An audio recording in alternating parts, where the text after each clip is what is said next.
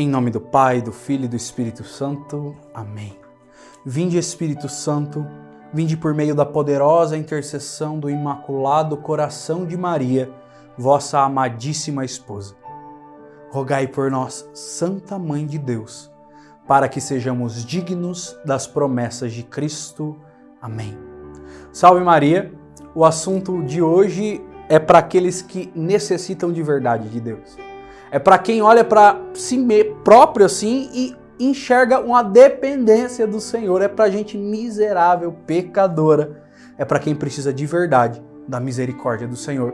Nós vamos falar a respeito do sacramento da reconciliação ou sacramento da penitência.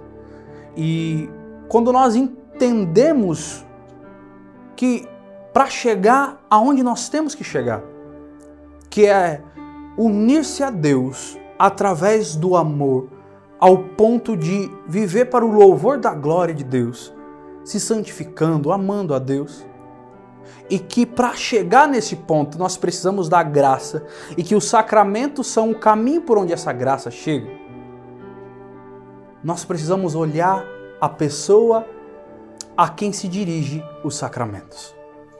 Porque Deus, quando institui os sacramentos, Ele institui para o homem caído.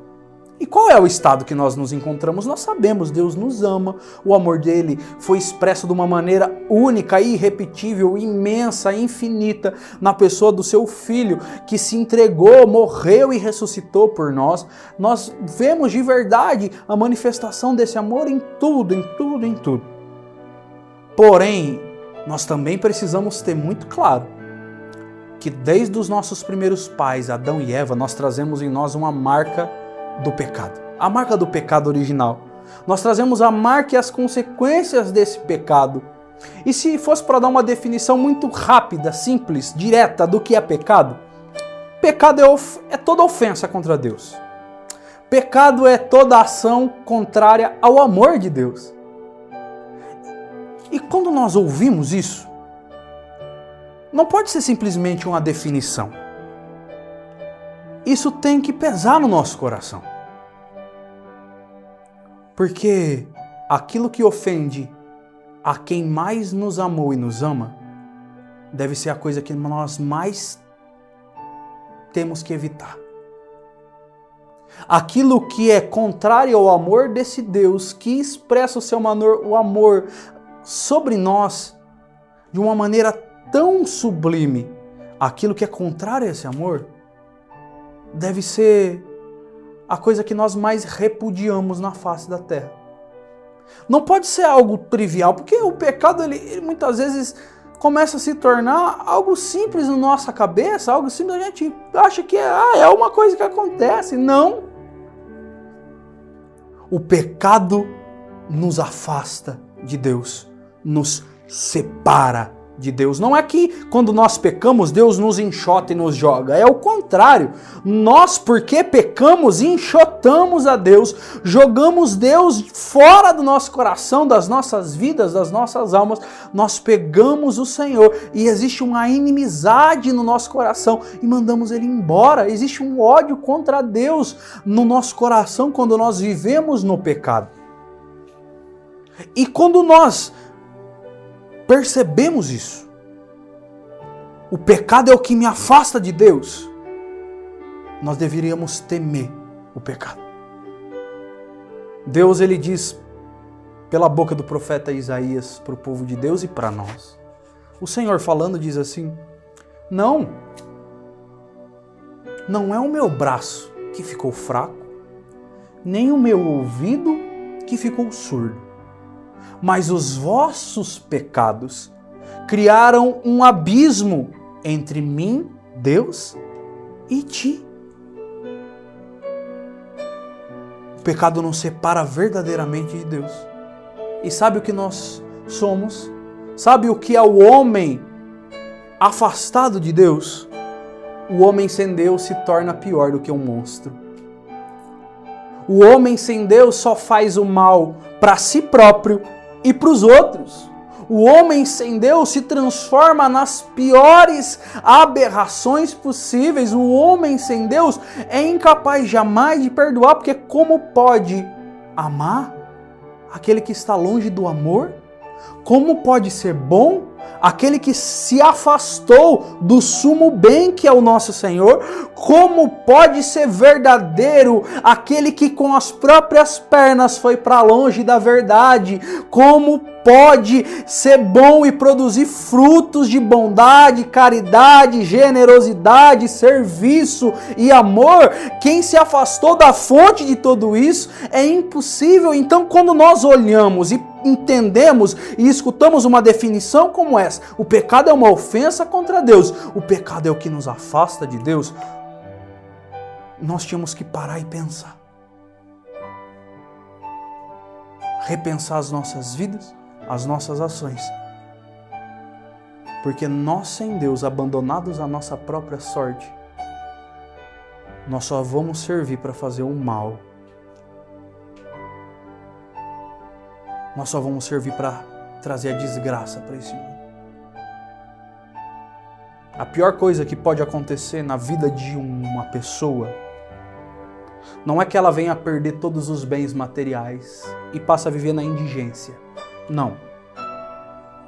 A pior coisa que pode acontecer na vida de um homem não é que ele seja um solitário rejeitado por todos e viva ali, de fato, sem ninguém à sua volta. Não.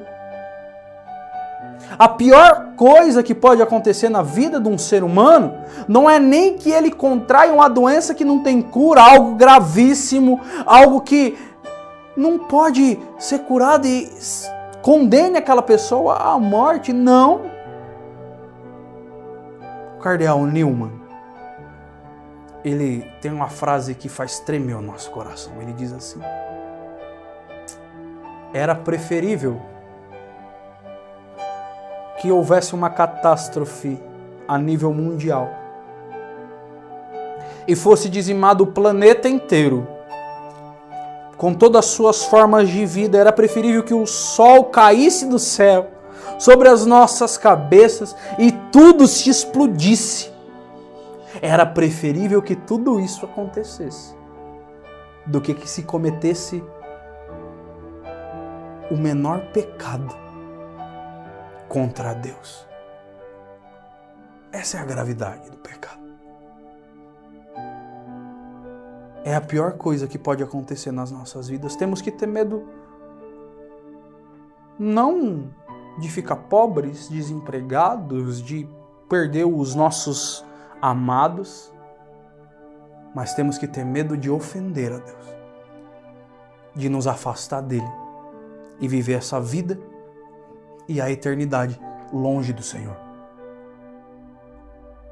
Quando nós vamos entender essa realidade do pecado, e por que eu estou falando de pecado, essa formação é sobre o sacramento da reconciliação, é porque nós precisamos entender onde é que acontece o efeito do sacramento da penitência. O sacramento em si não é para perdoar pecado.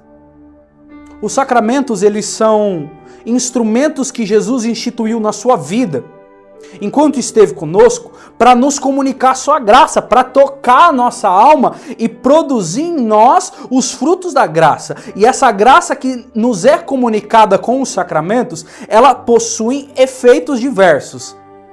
O efeito, por exemplo, do batismo é uma graça batismal que torna ali aquela pessoa filha de Deus.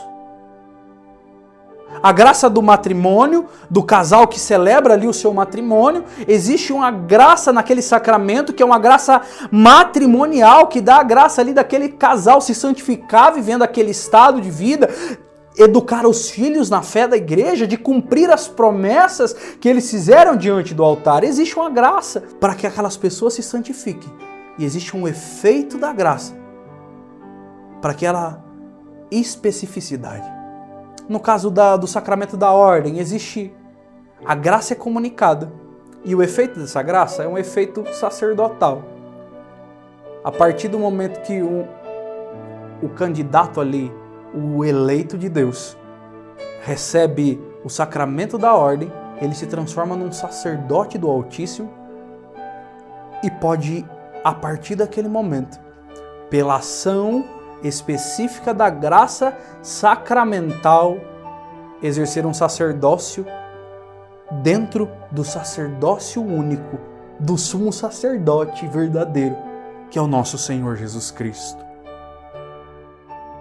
No caso do sacramento da reconciliação, como todos os outros 6,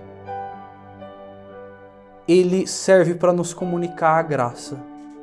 E no caso do sacramento da reconciliação, da penitência, ele nos comunica com a graça que produz em nós 2 efeitos. O primeiro efeito é o que a gente já conhece. A graça vem, e porque a graça veio, nos são perdoados os nossos pecados, desde que haja arrependimento e um propósito. E vem a graça, e porque essa graça vem, nos é comunicado também, gera em nós um outro efeito, que é a força necessária para não mais recair naqueles pecados. Então é necessário que nós entendamos um pouco a respeito do pecado para entender o efeito do sacramento da reconciliação. Os pecados podem ser veniais, que são pecados ditos entre muitas aspas, mais leves. Não leves no sentido de que ofendem menos a Deus. Lembra? Era preferível que tudo se acabasse do que fosse cometido um pequenininho pecado. Eles são chamados veniais porque eles não separam o homem totalmente do seu Criador de Deus, mas fere a comunhão de Deus, a comunhão com Deus. Devem ser evitados a todo custo. Deve de verdade, assim, um dos sinais daqueles que estão dando passos na sua vida com Deus, no seu caminho de santidade, é que começam a lutar contra os pecados veniais, essas faltas menores. Mas existe um outro tipo de pecado chamado pecado mortal, e nesse eu queria me deter um pouco mais, porque essa é a maior desgraça que pode acontecer na vida de uma pessoa. O número 1859 do Catecismo, ele explica o que é um pecado mortal e dá 3 características, eu vou ser bem breve. Ele diz que o pecado mortal, para ser um pecado mortal, precisa ser algo que tenha matéria grave. De uma maneira muito simples, precisa atentar contra um dos 10 mandamentos da lei de Deus. Além de ter a matéria grave, é necessário que haja um conhecimento da parte de quem pratica aquela ação. Ou seja, a pessoa precisa saber que aquilo ali ofende a Deus, que aquilo ali é algo errado, que aquilo ali é uma ação contrária ao amor de Deus.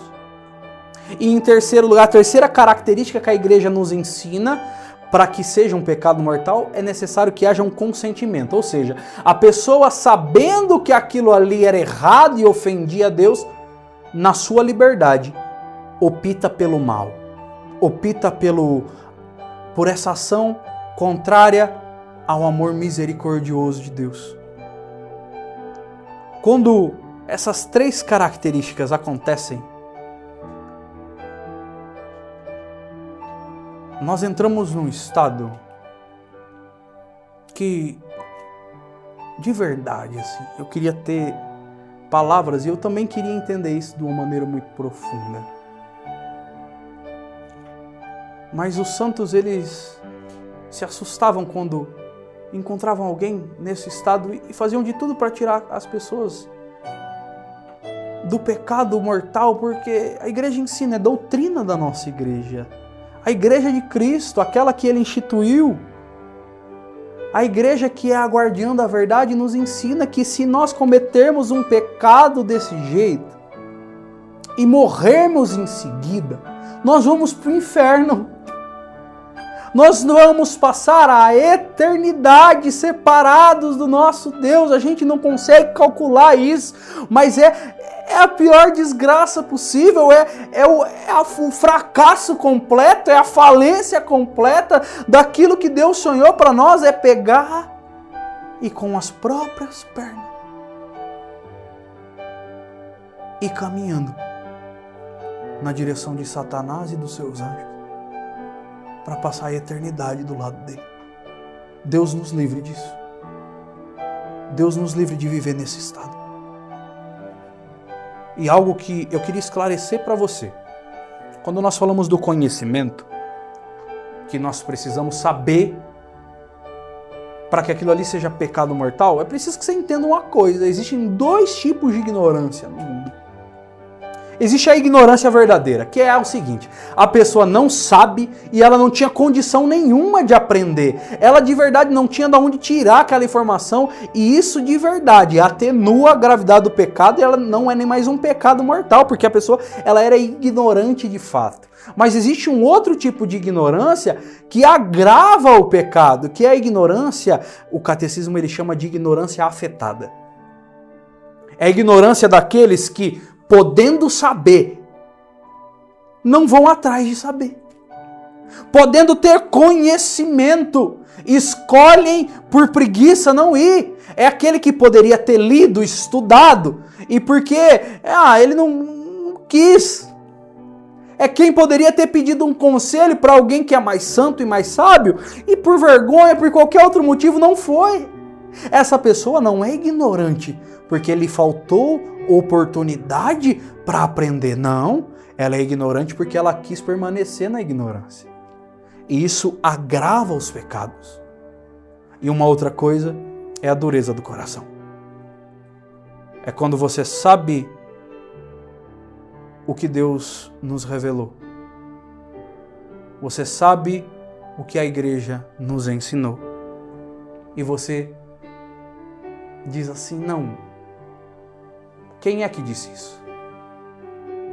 O que é certo para mim pode não ser certo para você. É o discurso de quem diz assim, quando se depara com essa realidade: mas quem falou que isso é pecado? Quem é que decide que isso é pecado? É um coração endurecido, cego de soberba.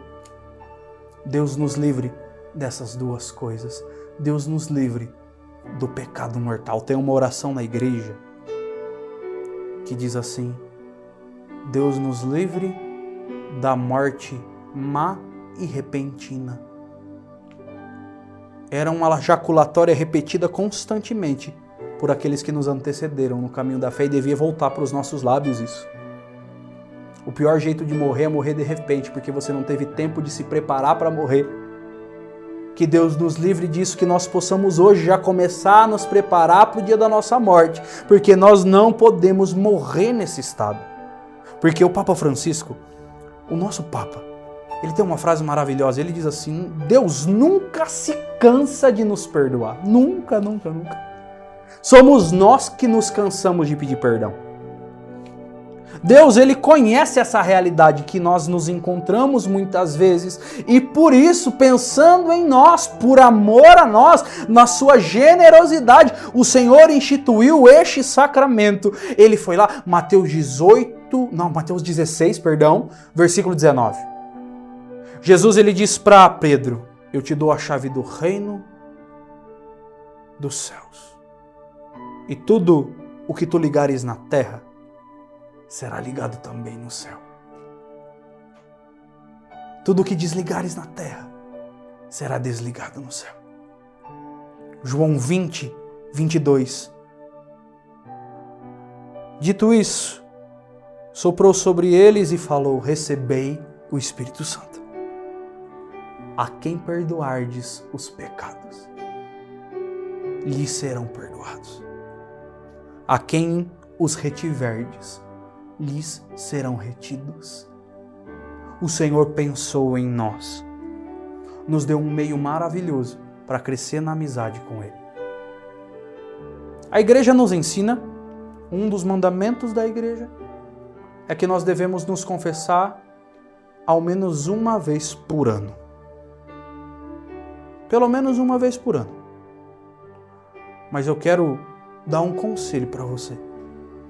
Conselho que eu aprendi vendo pessoas muito mais santas e sábias do que eu, vendo a vida dos santos da igreja, estudando as coisas da igreja, vendo a posição da igreja.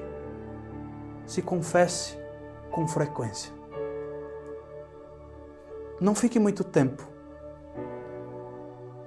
sem se aproximar do Senhor no sacramento da reconciliação.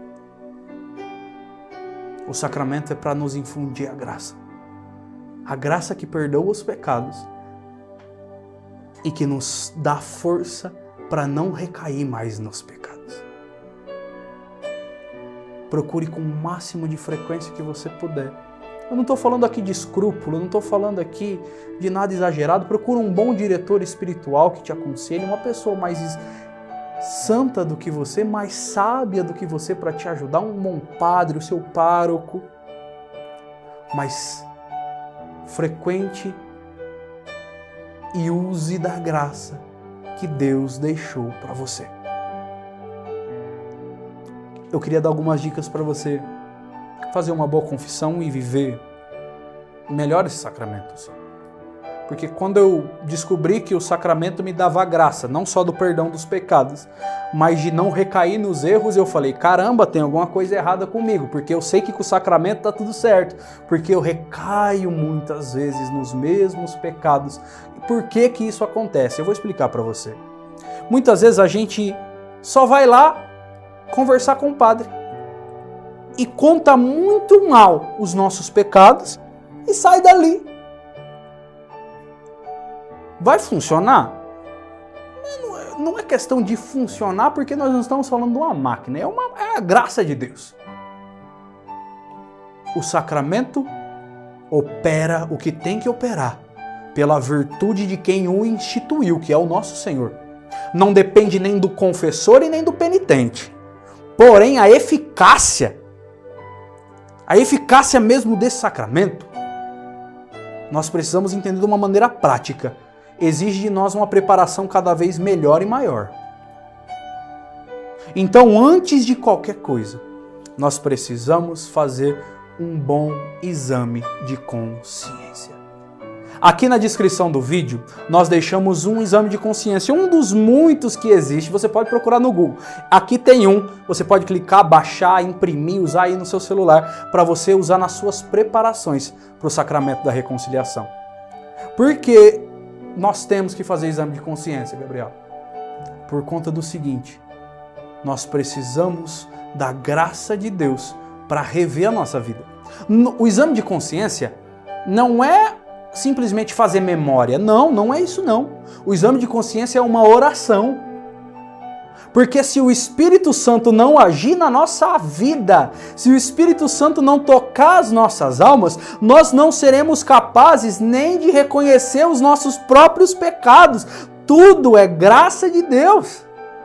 Então, nós fazemos essa oração chamada exame de consciência, em que nós repassamos a nossa vida. Eu não sei qual é a frequência da sua confissão, se você faz muito tempo que não se confessa, ou se ela está recente, não tem. Com o tempo, se você vai mantendo uma frequência ali no sacramento, esse exame de consciência vai se tornando algo mais rápido, porque você já sabe o que você fez, é algo. Mas, por exemplo, a pessoa que passa muito tempo longe da igreja e vai voltar, uma pessoa que se converte e nunca se confessou. Esse exame de consciência ele tende a ser até demorado, porque você vai repassar com Deus a sua vida. E o Espírito Santo vai te revelando. E aqui não é que Deus vai falar algo místico para você, não. Você vai olhando a sua vida e lendo ela, não através da sua ótica, mas lendo a sua vida, as suas ações, dentro daquilo que Deus te pede. Dentro dos 10 mandamentos da lei de Deus, dentro dos 5 mandamentos da igreja, dentro da palavra de Deus, olhando para a vida de virtude dos santos e vendo que você não faz aquilo, e você vai repassando a sua vida junto com Deus e vai percebendo onde foi que você não correspondeu ao amor de Deus, onde foi que você ofendeu a Deus, onde foi que você se opôs à graça, onde foram as suas ações contrárias a esse amor. Depois de um bom exame de consciência, nós entramos na segunda parte. Nós entramos na parte mais importante, na minha opinião. O que faz a maior diferença? Eu já vi muitos diretores espirituais que escrevem seus livros dizendo que aqui está o pulo do gato, que aqui está a chave que nós temos que ligar para que o sacramento comece a ser de verdade esse manancial de graça para a nossa vida. Eu já vi os santos escrevendo. Santa Teresa, São João da Cruz, Nós vemos autores de espiritualidade, o Antônio Royo Marim, Garrigou Lagrange, nós vemos grandes homens de Deus, Tanqueray, eles falando do sacramento da reconciliação, eles sempre frisam demais essa etapa da preparação, que é a etapa que você se arrepende e faz um propósito. Aqui eu queria gastar um tempinho com vocês, porque muitas vezes a gente nem sabe o que é arrependimento, nem sabe o que é um propósito. E como é, pensa comigo, Deus perdoa tudo? Perdoa, desde que você se arrependa. Qualquer coisa, desde que você se arrependa. Então nós precisamos pedir essa graça para Deus, porque é um dom de Deus o arrependimento. Nós por nós mesmos não conseguimos nos arrepender. Mas o que acontece não é nem que Deus não nos dá a graça. O que acontece é que muitas vezes nós não sabemos o que é mesmo o arrependimento. Nós achamos que arrependimento é consciência pesada, é remorso.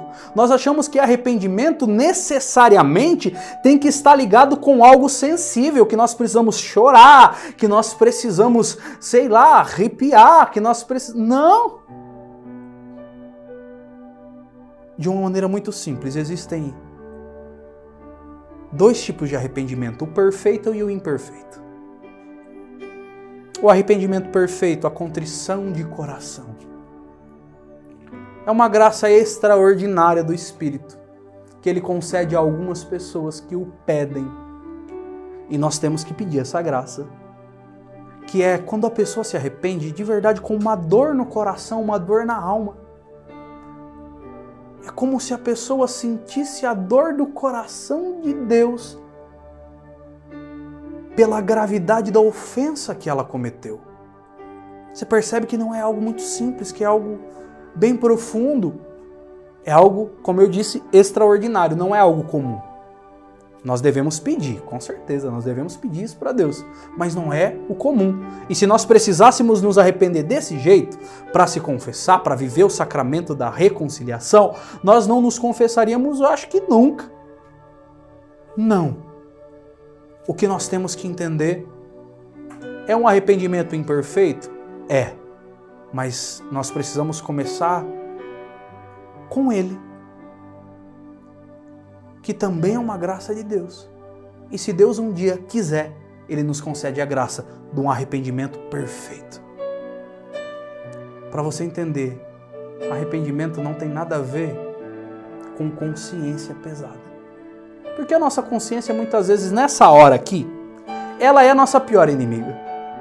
Porque ela nos desculpa daquilo que nós temos culpa e nos culpa daquilo que a gente não tem culpa. E nós muitas vezes ficamos loucos, que a gente não consegue... Não é isso. Arrependimento é o seguinte. É eu olhar para aquela ação do exame de consciência. Eu vi lá no exame de consciência, repassando a minha vida ali dentro dos mandamentos, eu vi que eu sou mentiroso. Um exemplo.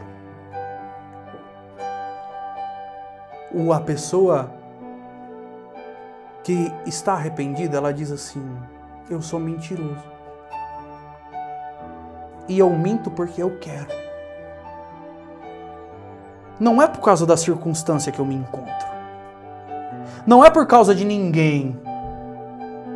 Se eu estivesse numa outra circunstância, com outras pessoas, eu ainda teria feito a mesma coisa, porque eu quis fazer aquilo. Esse arrependimento é se responsabilizar mesmo, assim. É você reconhecer que aquilo ali é culpa sua. Que não foi a circunstância, que não foi ninguém, mas que, como nós rezamos, é minha culpa. Minha tão grande culpa. Eu fiz. Isso tem que ser acompanhado de um propósito.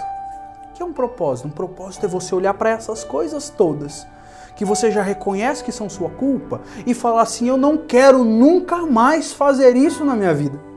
Nós precisamos ter isso dentro de nós.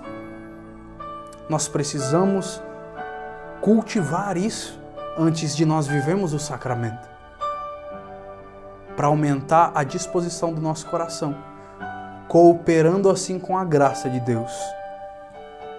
o terceiro passo, depois que a gente fez o exame, que a gente ali se arrependeu e fez um propósito, nós vamos então de encontro para um ministro ordenado, para um padre. E nós vamos fazer a confissão propriamente dita. E de uma maneira bem prática, eu queria falar para você uma coisa. Confissão não é divã de psicólogo. Nós temos que ir lá para nos acusar dos nossos pecados. De uma maneira muito clara e objetiva. Nós não vamos lá para contar história e nem nos justificar para o padre. Nós vamos lá para viver um tribunal mesmo. Os santos chamavam o sacramento da reconciliação de o tribunal da misericórdia. E ali você chega e o padre faz aquela famosa pergunta: há quanto tempo você não se confessa? Daí você vai dizer lá: faz tanto tempo. E ele diz: quais são os seus pecados? A sua função, imagina um julgamento. Você não é o juiz, você também não é simplesmente, não é a vítima. Você é ao mesmo tempo o réu e o promotor, que faz a acusação. A igreja, ela sempre chamou essa confissão oral, e tem que ser com a boca, de acusação. Você vai se acusar. E é algo muito bonito que os santos diziam, que aqui é o único tribunal em que você reconhece que é culpado e sempre sai absolvido. Você vai sentar ali e, como um promotor, de maneira pontual, precisa, clara e direta, você vai falar os seus pecados. Por exemplo, eu vou dar um exemplo para você. Vamos imaginar que nós tivéssemos cometido um pecado contra o 6º mandamento, que é o mandamento de viver a castidade. E nós simplesmente dizemos isso para o padre: padre, eu pequei contra a castidade. Isso não é confissão. Isso ainda não é confissão. A igreja sempre ensinou que nós devemos, se nos lembrar, contar o número de vezes que nós pecamos e a gravidade do que a gente fez. Os detalhes do que nós vamos contar, eles só têm que ser contados até o ponto do padre entender a gravidade do que eu fiz.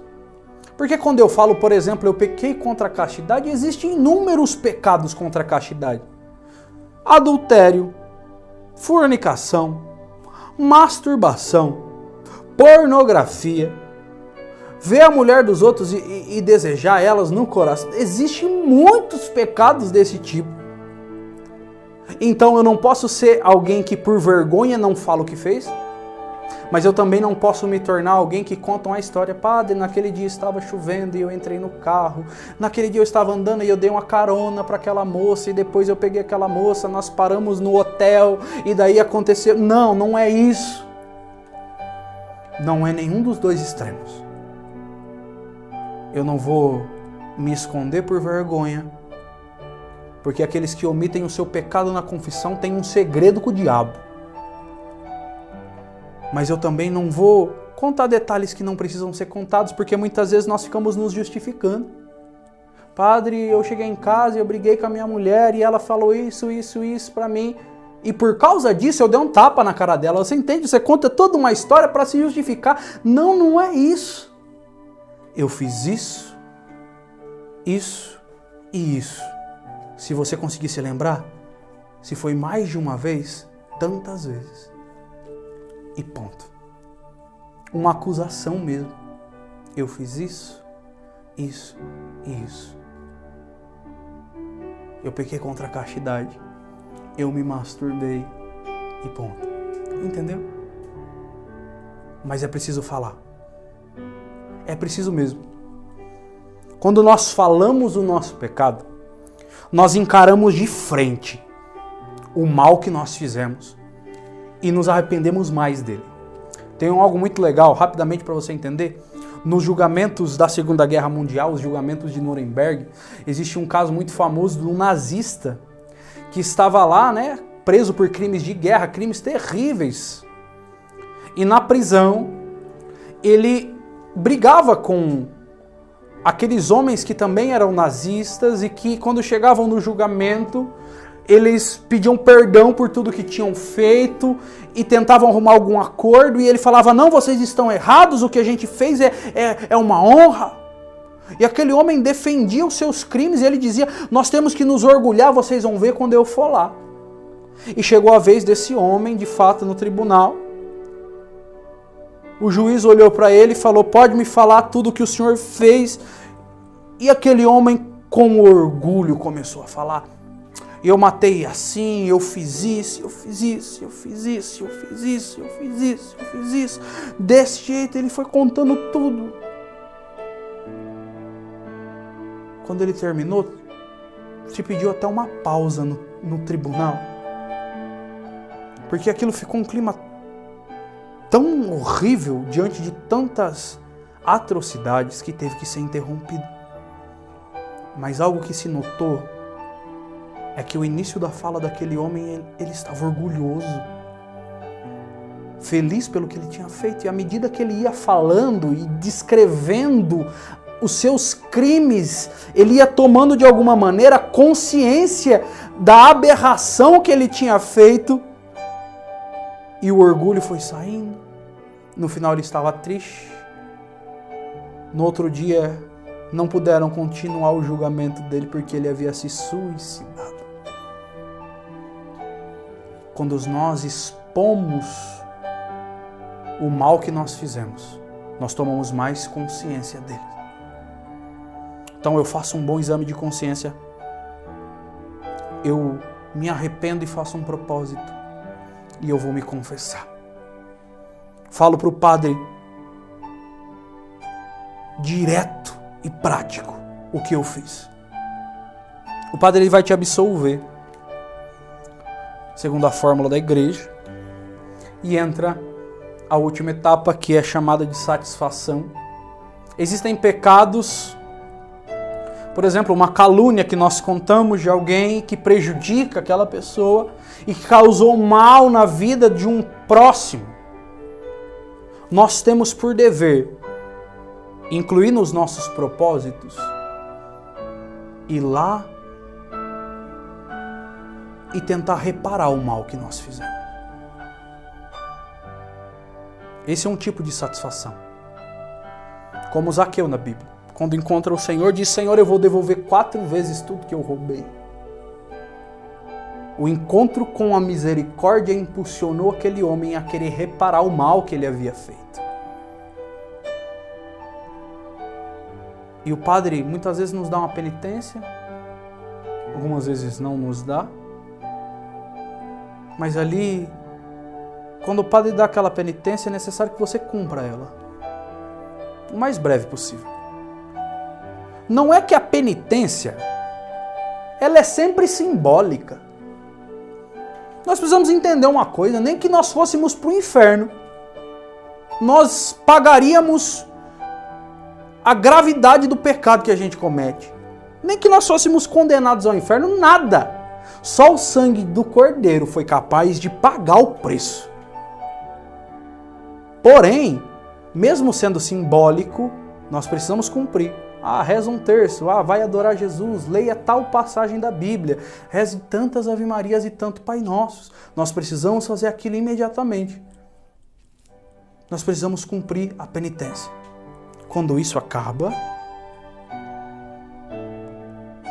nós estamos num estado tal que é chamado estado de graça, ou seja, se nós de fato nos arrependemos, fizemos um propósito, não omitimos os nossos pecados na confissão, cumprimos a penitência que o Padre nos impôs, nós estamos em amizade com Jesus. Uma vez eu escutei uma história do Padre Paulo Ricardo,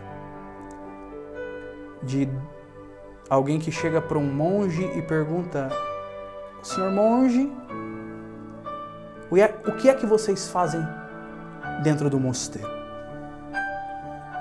E o monge olhou para aquele homem com toda a sabedoria e disse, lá dentro a gente cai e levanta. Cai e levanta.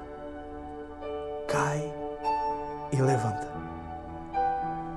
Mas um dia Jesus vai voltar. E nós vamos ter caído e vamos estar nos levantando. Então Ele nos vai levantar e nunca mais nós iremos cair. O sacramento da reconciliação é para quem, por pior que seja o tombo, não quer se acostumar com o chão. Se levanta.